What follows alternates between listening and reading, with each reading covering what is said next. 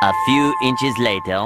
Family કેમ છો બધા? મજામાં જશો મારા ન્યૂ બ્લોગમાં તો વિડીયોમાં તમારું હાર્દિક સ્વાગત છે. અને અત્યારે તો આજે છે ને 10 વાગે તો ફ્રી થઈ ગયું, બધું કામ પૂરું થઈ ગયું છે. અને જીયાસભાઈ નીચે ગયા છે, જઈશું કામે ગયા છે, આપણે બીજા ઘરે. ને હવે મેં કામ ચાલુ કરી દીધું છે ઘરનું, તમને ખબર તો છે. હવે થોડું સિલાઈનું કામ ચાલુ કર્યું છે. અત્યારમાં તો મારું કામ તો મેં કાલ રાત્રે પૂરું કરી નાખ્યું હતું. મારું છે નહીં, બપોરે આવે તો ઠીક છે. જયસુખને દોરી છે એટલે એને ફૂમકા મારી દઉં, પછી હવે આગળ શું કરું ખબર નહીં. કન્ટિન્યુ બ્લોગમાં રહેજો, આવશે મજા. નવરા કંટાળો આવતો હતો ને તો જીયાસભાઈ ફુગા કાઢી દીધા છે બધા. અને ફુગામાં છે ને મારે દગો થઈ ગયો છે. આ વૈશાખ મહિનો છે ને, આવું હોય નથી કહેતા કે મોસમ મારે દગો થયો છે તે ભર ઉનાળે વરસાદ એમ અમારે યાર દગો થઈ ગયો. ફુગામાં અમને છે ને છેતરી નાખ્યા. ફુગા છે ને આમ ચોટેલા હતા, તો આમ નોખા પાડી છે ને તો આવા તૂટી જાય છે. હવે અમારા તો પૈસા ગયા હવે પાણીમાં. જીયાસભાઈને એક ફુગો આવો ભાઈ છે ને તો આવો થયો છે. અને જીયાસભાઈ ને ધમાભાઈ બેસી ગયા છે. બે જીયાસભાઈ જો ગેમ રમે છે. હવે જીયાસભાઈ નવરા તો આ ધંધો હોય. અને આપણે હવે અત્યારે 12 વાગી ગયા છે તો રસોઈ બનાવવાનું ચાલુ કરી દેવી. શનિવાર છે એટલે જઈશું માટે બટેટા બનાવવા છે, સુકી ભાજી બનાવી નાખું. છે ને કંટાળો આવે છે નવરા પછી કામ આવી જાય તો વાંધો નહીં આવે. અને વાલો જમીન પછી તો છે ને જમી એટલે જીયાસભાઈ હુઈ ગયા હતા અને હું મારે કામ હતું લાડ બધું, તો હું કામે બેસી ગઈ હતી. અને જો થપ્પા આજે જઈશું કે નાખી દીધા છે, જ્યાં એટલા છે એ શરૂ કર્યા છે.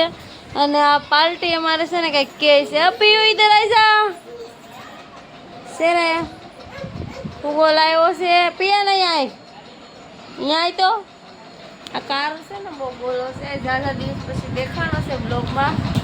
ઇધર આવી જા કાર્ય, ઇધર આવી જા. શું જોતું ક્યાં જોવે? અહીંયા આમ કરી દે આખું. અમારે છે ને ભાઈ સુરતમાં બહુ આખુંનો વાસ છે. આ કાર્યને આખું હોજી જાય છે, ત્રણ દીધાની ને આખું આવવાની છે. પીવામાં આમ કીધો પીયો સમજો પિયાંશ. હવે આ ભાઈનું કંઈક ખોવાઈ ગયું છે, રોવાનું ચાલુ કર્યું છે. આપણે વસીને બેસા એટલે તો પૂરું નહીં થાય. પીયું અહીંયા તો તારું કઈ ગયું પિયાન? કઈ ગયું અહીંયા? તારું નામ શું છે? હે તું ભણવા જા અહીંયા તો અહીંયા ભણવા જા તું. આવડે તને? કેટલા આંકડા આવડે? અહીંયા ઓલા પાસે જો છે. હારો હાલો હું કામ કરવા માંડી. આજ તો કામ કેવું છે કહું, બે બાજુ ઓટવાના છે અને છે ને આ ટાબલા મૂકવાના છે. આ રહ્યા છે ને એ કાપેલા છે, કાપી નાખ્યા. આખી ફ્રેમ હતી કાપી નાખ્યા છે, વચ્ચે મૂકવાના છે. જો આવું કંઈક છે ગળું, મસ્ત કાપડ છે. સારું હાલો હું ખરું કામ શરૂ કરું. ખાય છે એના હાથમાં હું આવી ગયું છે ને, હું જોઈ આવું. મને ખુદને નથી ખબર આ ભૂખડ પાલટી શું ખાય છે. હું ખાવ છો આ વાળા? એમાં શું છે ભાઈ? બટેટાની વેફર છે અને ઓલું છે. જો આ ખાવા માંડો. એ તો વેફર ખાય.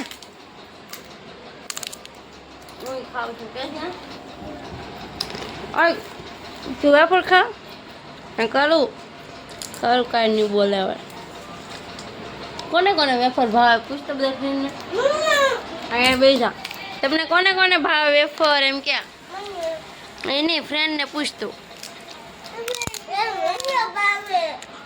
તમને ભાવે એમ તો પૂછો. કઈ જવા મંડળ છે, ક્યારે પૂરી થઈ જાય કઈ ખબર નહીં. કે પીયું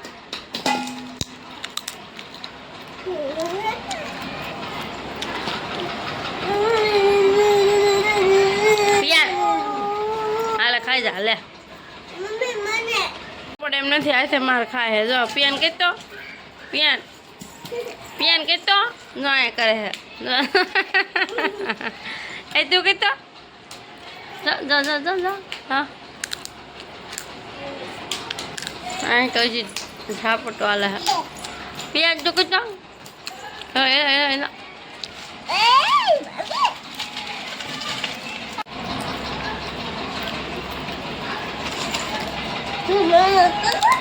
જો કાલનો બ્લોક અધૂરો પડ્યો હતો. કાલ બપોર સુધી શૂટ કર્યો હતો, પછીનું કામ આવી ગયું હતું ને તો નહોતો કર્યો. અને અત્યારે આજે ત્યાં કાલના બ્લોક અત્યારે શરૂ છે. અને છે ને અત્યારે જ્યાં જ જઈશું કે તો બે હોઈ ગયા છે ને વાગી ગયા છે 2:45. બપોરે જમીને 2:30 વાગે હોઈ ગયા. અને હું આ પીસ કાલના બની ગયેલા છે ને એને ઘડી મારું છું. આ બ્લેક કલર થઈ ગયો છે અને આને ઘડી મારું છું એટલા બાકી છે. અને હજી એક વાઇન કલર બાકી છે, પડ્યો જ છે. આજ તો રવિવાર છે અને કામ શરૂ છે. જઈશું ને ટાઈમ મારે ત્યાં મારો હલો કન્ટિન્યુ બ્લોગમાં રહેજો અને આવશે મજા. કામ બધું પૂરું કરી દઈએ. હજી વાસણ ને એવું ટોકવાના પડ્યા છે. જો ભૂંગળા બટેટા બનાવ્યા હતા, જીયાભાઈ ખાતા ખાતા હું આવી ગયા છે.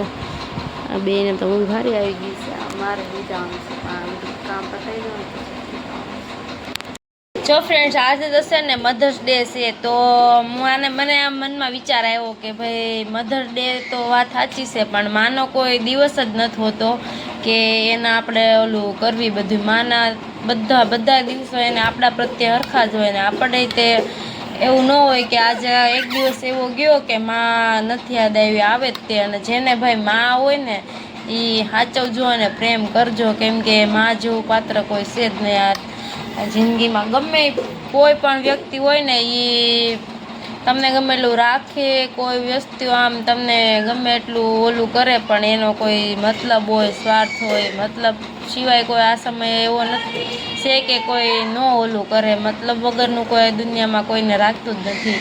માં જે કેવું પાત્ર છે કે એને કોઈ ઓલું ન હોય કે ભાઈ મને આ મતલબથી કે આ હિસાબથી હું આને સાચું, કેમ કે એના માટે તો આપણા માટે જ બધું હોય કે ભાઈ મારા સંતાન સુખી, તો મારે બધું બીજું કાંઈ નથી જોતું. એટલે માના તમે ગમે એટલા વર્ણન કરો ને એ ઓછા જ પડે. માં એ માં છે. બીજું તો હું શું કહું, અત્યારે જો એક આપણા પિતા હોય ને એને આપણા ઉપર આશા હોય, એ આપણા ઉપર એક આમ ઓલું રાખતા હોય કે મારા છોકરા કે છોકરી ઘણી હોશિયાર થાય ને 5 પૈસા કામીને દેહે, પણ માને કોઈ આશા હોય નહીં. એ વગર આશાએ પ્રેમ કરે ને એ માં. અને જેને જે માં છે ને એ લોકો તો સાચવી જ લેજો. જેને નહીં હોય ને એને થોડોક અફસોસ થાય ને ખબર પડશે કે માં કોને કહેવાય. અને એ પોતે ભૂખ્યા હોય, સુખી હોય, દુઃખી હોય, એ કોઈ દિવસ કોઈને કહે નહીં કે ભાઈ મને આ છે કે તે છે. અને એ કદાચ તહેવાર હોય ને તો એ જૂના કપડાં લેશે અને ઓલા જૂના કપડાં હોય તો એ પહેરી લે, પણ એ આપણને કોઈ દિવસ જૂના કપડાં નહીં પહેરવા દે અને કપડાં વગર કોઈ તહેવાર એ નહીં રાખવા દે. એના માટેનું કોઈ વસ્તુ એ વિચારે જ નહીં. એની લાઈફ આખી હોય ને એ એના છોકરા ઉપર જ હોય કે ભાઈ મારા સંતાન પહેલાં, પછી મારું બધું, પછી એનું વિચારે. એટલે આજે બધા મધર્સ ડે છે તો સ્ટોરીઓ મૂકે, સ્ટેટસ મૂકે, એ વાત તો બધી સાચી જ છે, પણ માનો એકેય દિવસ નથી હોતો. બધા દિવસો મા માટે હરખા હોય ને આપણા માટે હરખા હોય છે. એટલે જેને મા હોય ને એ સાચવી લેજો, જેને ન હોય ને એને આ વસ્તુ તમે પૂછજો કે ભાઈ મા વગરની લાઈફ કેમ જીવવી એમ. જેને હોય એને તો કદર કરે જ છે બધા. અત્યારે આ સમય તો એવો જ છે કે કદર કરે જ છે. અમુક લોકો હોય કોક કે ભાઈ એને એટલું બધું ન હોય, પણ જેની પાસે છે ને એને સારું જ છે, જેને નથી ને એને કેટલો અફસોસ થતો છે. એ બધી વાત તો ઠીક, હું મારા મમ્મીની જ વાત કરું છું કે જ્યારે છે ને મારા મેરેજ થયા હતા ને ત્યારે આમ 1-2 મહિના આમ સમય થયો હતો ને તો આમ એને વધારે યાદ આવે મારી. તો શું કરતા કહું, ફોન તો જો કે કરતા જ હોય દીમાં એકાદી વખત તો. અને પછી બહુ યાદ આવે ને તો એ મારા મેરેજનો આલ્બમ લઈને બેસી જાય, ફોટા જોયા રાખે અને ફોટા જોઈ જોઈને રોવા મળતા ને. આમ એને થાય કે ભાઈ મારી છોકરી હારે વી ગઈ છે, આમ બહુ ઉદાસ થઈ જતા. અને અત્યારે હાલમાં જો ગમે ત્યારે અમે જ આવીને એટલે જે દિવસે ગયા હોય ને તે દિવસે તો એ ખુશ જ હોય. પછી આપણે એક દી રોઈ, એક દિવસ રોકાઈ, 2 દિવસ રોકાઈ, અને પછી જ્યારે એમ કહે ને કે આજે વયું જવાનું છે તો એ આખો દિવસ એનું બધું કામ પડતું મૂકી દે અને આપણું કહે તો ટાઈમ થઈ ગયો છે, ખાઈ લ્યો, આ છે તે છે, આ લઈ જાઉં તે લઈ જાઉં, બધું આખો દિવસ આપણામાં જ કાઢી નાખે કે ભાઈ તો આ ન કર ને આ કર ને આ કર ને. એ બધું આમ ખાવાનું બધું આખો દિવસ આપણી વાહે ટાઈમ કાઢી નાખે. અને છેલ્લે આપણે જવાનું હોય ને કે અત્યારે જાય છે, ઠેલા બેલા ભરતા હોય ને તોય કે તું તારું બધું ભરી નાખ, તૈયાર કરવા માંડ.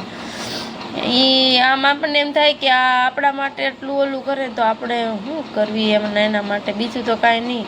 પણ હું એમ જ કહું આઈ લવ યુ મમ્મી. અને જો સુરત આવવાનું હોય કે મહુવા જવાનું હોય તો ગમે ત્યારે ઘરેથી નીકળીને આપણે ઠેલો લઈને જાવીને કે મમ્મી જાવી, એટલે એના આંખમાં આંસુ આવી જ જાય. આઈ લવ યુ મમ્મી. બીજું તો હું તમને કાંઈ નહીં કહું. તમને હંમેશા ભગવાન સુખી રાખે અને સુખ શાંતિ દે ને તમારી હરેક મનોકામના પૂરી કરે એવી માં મોગલ આગળ પ્રાર્થના કરું છું. એ કામ લાટ બધું હતું ને તો પછી કાંઈ બ્લોગ શૂટ કર્યો નહીં મેં.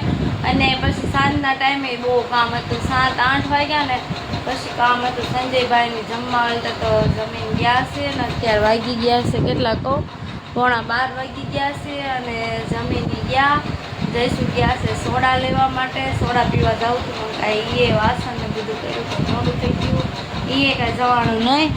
અને જો કામ તો શરૂ જ છે, પછી કાંઈ કર્યું નહીં, એ બધું પડ્યું. અને આ પૂરા થઈ ગયેલા પડ્યા છે એટલા, અને આ અધૂરા પડ્યા છે.